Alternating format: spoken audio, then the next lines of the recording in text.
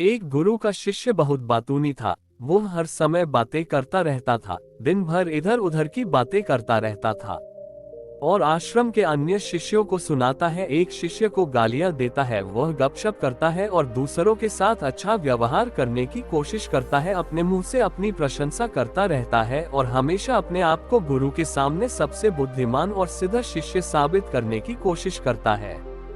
अपने को सभी शिष्यों से अलग और श्रेष्ठ मानते थे। बुद्धिस्ट स्टोरी ऑन साइलेंस इन हिंदी। उन्होंने कहा कि मैं एक अमीर परिवार का लड़का हूँ। अगर मैं चाहता तो एक आरामदायक और शानदार जीवन जी सकता था, लेकिन मैं वह सब छोड़कर यहाँ आया क्योंकि मुझे सच्चाई की तलाश है। मैं खुद को जानना चाहता हूँ, मैं जीवन को जानना चाहता हूँ, इसलिए मेरा यज्ञ सबसे बड़ा है। एक दिन के पुजारी ने सभी शिष्यों को आश्रम में बुलाया और कहा कि आप सभी को अगले 1 महीने तक कुछ संकल्प लेना है।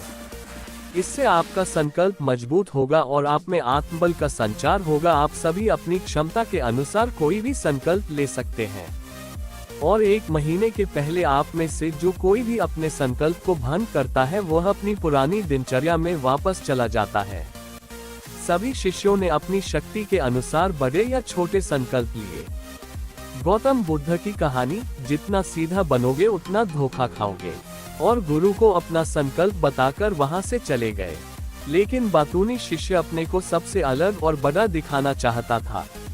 तभी वह गुरु की झोपड़ी में पहुंचा और बोला कि मुझे कोई छोटा संकल्प नहीं करना है, बल्कि अपने जैसा कोई बड़ा और महान संकल्प करना है। कृपया बताएं कि मैं कौन सा संकल्प लूं। उस बातूनी शिष्य की बात सुनकर गुरु मुस्कुरा दिए और कहा, क्या तुम मेरे द्वारा दिए गए संकल्प को पूरा कर पाओगे? क्या तुम्हारे लिए उसे पूरा करना संभव होगा? नहीं, ये तुम्हारे लिए संभव नहीं है। तुम इसे पूरा नहीं कर सकते तो अपना संकल्प खुद खोजो। शिष्य ने कहा, नहीं गुरु, मैं पूरा करूंगा। आप मुझे जो भी संकल्प दें, आप कृपया मुझे बताएं। शिक्षक ने कहा, ठीक है, फिर आप अगले महीने चुप रहेंगे।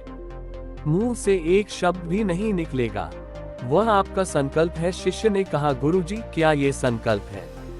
ये बहुत आसान है, केवल 1 महीने के लिए चुप रहना है। मुझे एक बड़ा संकल्प दे जो मेरे श्रेय के योग्य है, जिसे पूरा करने में मुझे परेशानी हो रही है। गुरु ने कहा, पहले आप इस संकल्प को पूरा करें। शिष्य ने गुरु की आज्ञा का पालन किया। वह उसी समय चुप हो गया और मुड़ा और झोपड़ी से बाहर चला गया। उसे चुप रहना बहुत आसान लगा। उसने किसी तरह चुपचाप 1 दिन बिताया, लेकिन दूसरे दिन से उसके मन में न बोलने का बोझ बढ़ने लगा। तीसरे दिन उन्हें भारीपन महसूस होने लगा और चौथे दिन एक अजीब सी बेचैनी होने लगी। क्योंकि आश्रम के सभी शिष्य आपस में बात कर रहे थे, वह भी उनके सामने अपना पक्ष रखना चाहता था और उनकी बात बंद करना चाहता था, लेकिन उसका निश्चय उसके रास्ते में आ खड़ा हुआ। इसलिए वह सारा दिन केवल मुंह और आंखें ही बनाता रहा। ऐसे ही कुछ दिन और बीत गए और शिष्य बीमार पड़ गया। उसका सिर फटने वाला था, खाने पीने का भी मन नहीं करता था, वह बस बोलना चाहता था। वह मास्टर जी के पास गया और उनके सामने बैठ गया और उन्हें लिखकर कहा, मास्टर जी, मुझे बोलना है, बिना कहे मुझे सांस नहीं आ रही है, मेरा दम घुट रहा है, मैं अंदर से पागल हो रहा हूँ, मैं क्या कर सकता हूँ? क्या मुझे अपने संकल्प तोड़ देने चाहिए? मास्टर जी यह पढ़कर मुस्कुराए और कहा कि संकल्प तो टूटने के लिए होते हैं, लेकिन जो व्रत को पूरा करता है वही अपने भीतर की शक्ति को बढ़ा सकता है, और जो अपनी आंतरिक शक्ति को बढ़ा लेता है वही जीवन के पथ पर आगे बढ़ता है। बुद्धि और जागृति संकल्प लेना आपके हाथ में था और उसे तोड़ना आपके ऊपर है। आपके अनेक से शिष्य संकल्प तोड़कर अपनी दिनचर्या में लौट आए हैं।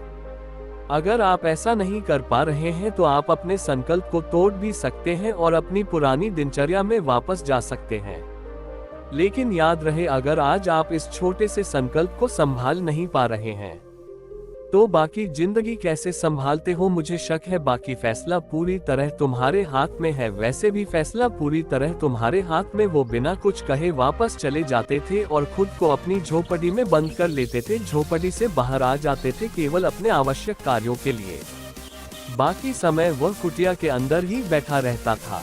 15 दिन बीत चुके थे और आश्रम के सभी छात्रों का संकल्प लगभग टूट चुका था, लेकिन उस बातूनी शिष्य का संकल्प अभी भी चल ही रहा था कि प्रतिज्ञा लेने के बाद से वह एक शब्द भी नहीं बोला। पूरा आश्रम हैरान था कि इतना बोलने वाला आदमी चुप कैसे हो गया। 15 दिन बाद वह अपने मालिक के पास गया और लिखित में कहा कि हे मालिक, मैं बाहर से चुप हूँ, लेकिन मेरे अंदर कई आवाजें हैं, बहुत रोना और शिकायत है। मैं अंदर ही अंदर बात करता रहता हूँ, मेरा मन तरह तरह के सवाल करता रहता है। बाहर से जितना शांत हूँ, भीतर उतना ही कोलाहल है। मुझे संदेह है कि मेरा संकल्प अभी भी कायम है या नहीं। क्योंकि आपको बोलने की आदत है, आप बाहर से भले ही खामोश हो, लेकिन अंदर ही अंदर कहते रहते हैं कि आपको इन बातों और आवाजों से दूर जाना होगा। शिष्य गुरु को प्रणाम करके चला जाता है और भोर होते ही वह अपनी कुटिया छोड़कर जंगल में चला जाता है। कई दिन बीत जाते हैं और संकल्प का समय भी पूरा हो जाता है, पर वह शिष्य वापस नहीं आता। आश्रम में सभी को डर था कि जंगली जानवरों ने उसे खा लिया है। इस दौरान लोगों ने उसे खोजने का काफी प्रयास किया, लेकिन वह कहीं नहीं मिला। गुरु के सभी शिष्यों ने स्वीकार किया था कि जंगली जानवरों ने उन्हें अपना शिकार बनाया है, लेकिन मास्टर जी को ऐसा नहीं लगा। एक दिन आश्रम का एक शिष्य गुरु के पास आया और बोला, गुरु जी, बातूनी शिष्य को क्या हुआ? जानवरों ने मार डाला होगा। मालिक ने कहा, हो सकता है जानवरों ने उसका शिकार किया हो, लेकिन उसके न लौटने का कोई और कारण हो सकता है। हो सकता है कि वह जिस चीज के लिए वहां गया था वह मिल गया हो। गौतम बुद्ध की कहानी, इंसान की बर्बादी के 4 कारण। शिष्य ने पूछा कि क्या ज्यादा बोलना हानिकारक है? गुरु ने कहा, ये भी मानव जीवन के कई दुखों में से एक है कि वो कभी चुप नहीं रह सकता, वो हमेशा कुछ ना कुछ कहता रहता है। हमारा आधे से ज्यादा दुख हमारे अकेले बोलने से होता है। ज्यादातर परिवारों के झगड़े की वजह हमारी बेवजह की बातें होती हैं।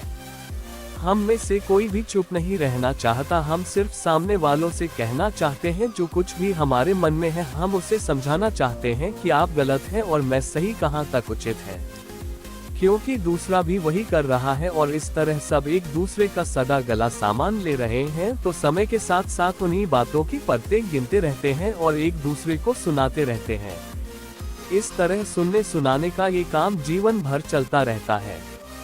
अगर आप गौतम बुद्ध की कहानी को सुनना चाहते हैं तो नीचे वीडियो पर क्लिक करके सुन सकते हैं। चिंता करना बंद करो, खुशी से जियो। Buddhist story on worry in Hindi, how to stop worrying, Buddha story.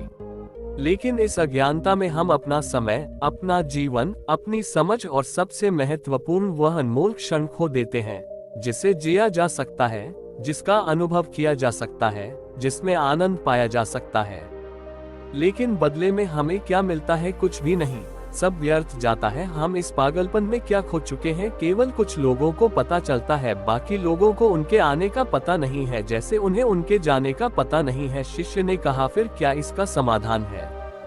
गुरु ने कहा कि आपके विचारों को पूरी जागरूकता के साथ देखना ही सभी मानसिक समस्याओं से बचने का एकमात्र तरीका है।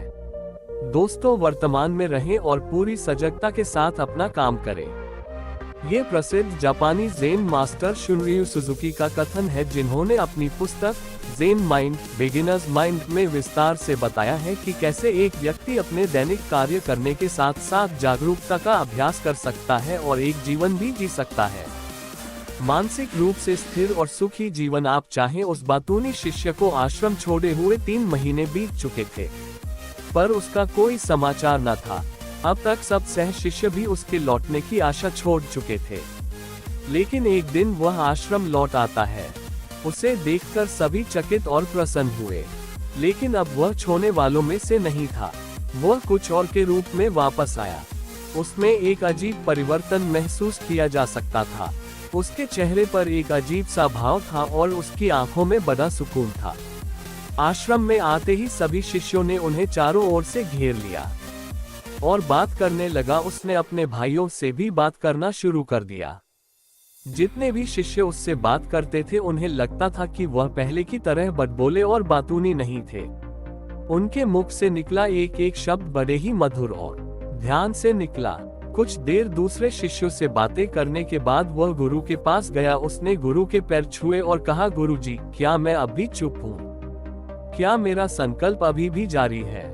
गुरु ने कुछ देर तक शिष्य की आंखों में गौर से देखा और कहा, हाँ, तुम अब भी चुप हो। आपके मुंह से एक भी शब्द नहीं निकल रहा है और आपका संकल्प अभी भी कायम है। आलस्य पर एक बौद्ध कहानी, उंगली से दाहिनी ओर इशारा, क्लिक हियर। इसलिए मैं और गहरे जंगल में चला गया। हो में पे कि मुझे वहां शांति मिलेगी और मेरे मन में चहकना कम हो जाएगा, लेकिन मैं जितना एकांत में गया मेरे अंदर की आवाज तेज होती गई। मुझे अपने अंदर की पुरानी आवाजें सुनाई देने लगी। तब मुझे एहसास हुआ कि मैं कितना गलत था जब मैं बुरा कहता था अपने परिवार के सदस्यों, दोस्तों और सह शिष्यों को बातें। इसलिए उस समय मैंने सोचा कि मैं सही था। जब मैं गुरु भाइयों की चुगली करता था और उनका मजाक उड़ाता था, तब भी मुझे लगता था कि मैं उनसे बेहतर हूँ और मैं सही कर रहा है। लेकिन उस दिन मुझे पहली बार लगा कि मैं कितना गलत हूँ। बहुत देर तक ये आवाजें, ये शिकायतें मेरे अंदर चलती रहीं। लेकिन धीरे धीरे मेरे अंदर से ये सारी आवाज चली गई। अब मैं अंदर से भी खामोश हूँ। उस घने जंगल में बाहर से बोलने वाला कोई नहीं था और भीतर कोई आवाज नहीं बची थी। उस दिन पहली बार मुझे मौन का सही अर्थ समझ में आया।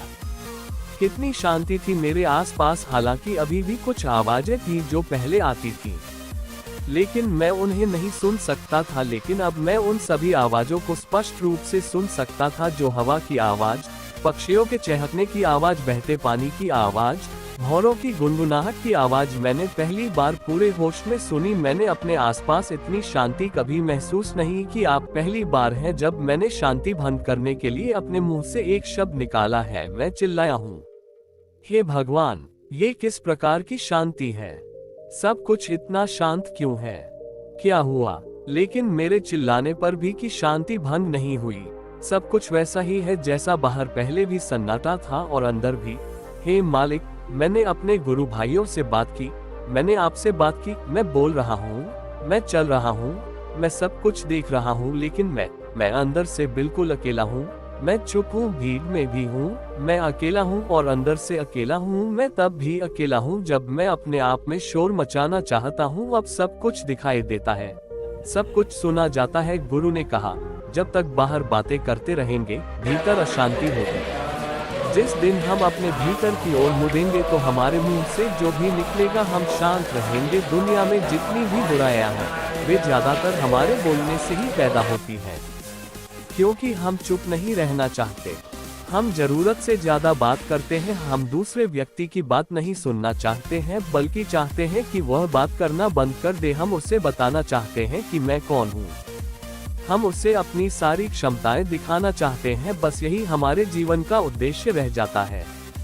कभी एक दूसरे को सुनना नहीं चाहते, समझना नहीं चाहते। उन्होंने कभी चुप रहना नहीं सीखा, क्योंकि खामोश रहने से ही वो खुद को छोटा महसूस करते हैं। दुनिया के सारे युद्धों की वजह हमारी ही बोलती है, इसलिए हमें उतना ही बोलना चाहिए जितना जरूरी हो, क्योंकि बेकार की बातें करने से ऊर्जा बर्बाद होती है और बोलने से हम कभी अंदर की ओर नहीं मुड़ते, क्योंकि वो हमें बाहर की ओर खींचती रहती है। और क्या इस दुनिया के अलावा कोई बाहर है? लेकिन अगर हम अपने भीतर की दुनिया की ओर मुड़ना चाहते हैं तो इस मुंह को बंद रखना चाहिए। इसलिए जो सभी प्रबुद्ध हो गए हैं।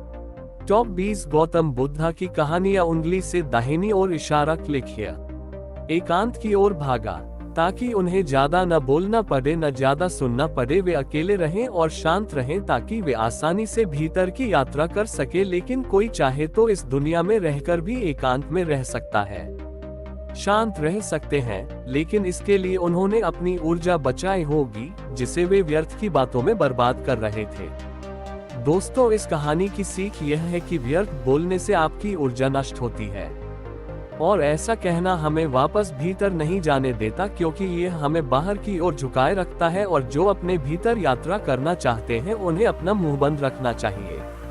मुझे आशा है कि आपको ये कहानी पसंद आएगी और आपको बहुत कुछ सीखने को मिला होगा। धन्यवाद।